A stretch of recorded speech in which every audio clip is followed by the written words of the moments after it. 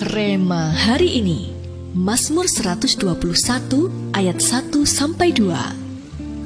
Nyanyian ziarah.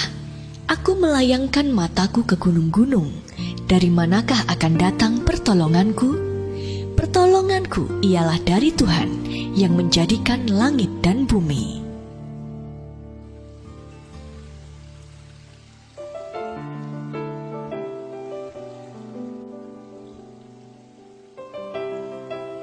Ayat Rema hari ini ditulis oleh Raja Daud yang terkenal memiliki hubungan yang sangat intim dengan Tuhan.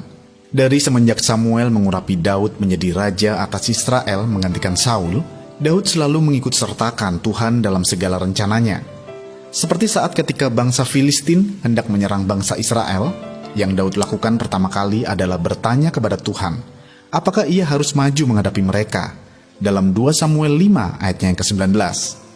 Padahal kalau dipikir-pikir, peperangan ini bukanlah peperangan pertama Daud. Ia bisa saja menjadi tinggi hati dan merasa bisa dengan kemampuannya sendiri. Namun Daud tetap datang kepada Tuhan dan mengandalkannya, sehingga Tuhan pun memberikan kemenangan kepada Daud. Dalam 2 Samuel 5 ayatnya yang ke-20. Kemudian di ayat 22 diceritakan bahwa bangsa Filistin tidak terima dengan kekalahan mereka dan hendak menyerang bangsa Israel kembali. Bahkan setelah kemenangan yang baru saja diraihnya pun, Daud tidak menjadi sombong dengan bertindak sesuai keinginannya sendiri. Ia kembali menanyakan kepada Tuhan apa yang harus ia lakukan. Dalam 2 Samuel 5 ayatnya yang ke-23a. Lalu Tuhan memberitahukan langkah demi langkah apa saja yang harus diperbuat Daud, dan ia pun melaksanakan apapun yang diperintahkan Tuhan kepadanya. Sehingga bangsa Israel memperoleh kemenangan sekali lagi. Dalam 2 Samuel 5 ayat ke-23b sampai dengan 25. Daud menyadari bahwa segala yang ia punya adalah dari Tuhan, termasuk segala kemenangan yang diraihnya. Ia pun mengakui bahwa Tuhan adalah satu-satunya sumber yang bisa menjamin kemenangan baginya. Daud tidak terkalahkan bukan karena kehebatan semata, tetapi karena ada pribadi yang kuat di belakangnya. Itulah sebabnya, hidup Daud dapat berbuah lebat dan penuh dengan keberhasilan. Berita baiknya adalah, Tuhan yang Daud sembah adalah Tuhan yang sama dengan yang kita sembah. Tuhan yang telah memberikan kemenangan kepada Daud juga dapat memberikan hidup yang berkemenangan kepada kita.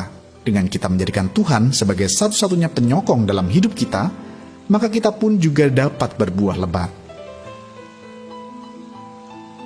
Sudahkah Anda menjadikan Tuhan sebagai satu-satunya penyokong hidup Anda?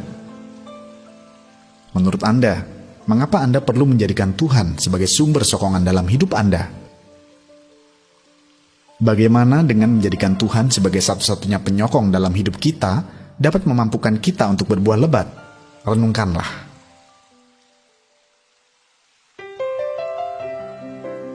Ya Tuhan, ampunilah kami apabila kami selama ini masih seringkali mengandalkan diri kami sendiri atau orang lain sebagai penyokong hidup kami.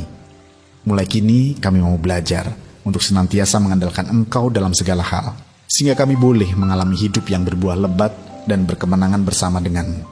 Dan kami pun jadi berkat bagi sekeliling kami untuk kemuliaan nama-Mu. Di dalam nama Tuhan Yesus kami berdoa. Amin. Satu-satunya penyokong yang bisa menjamin keberhasilan kita adalah Tuhan.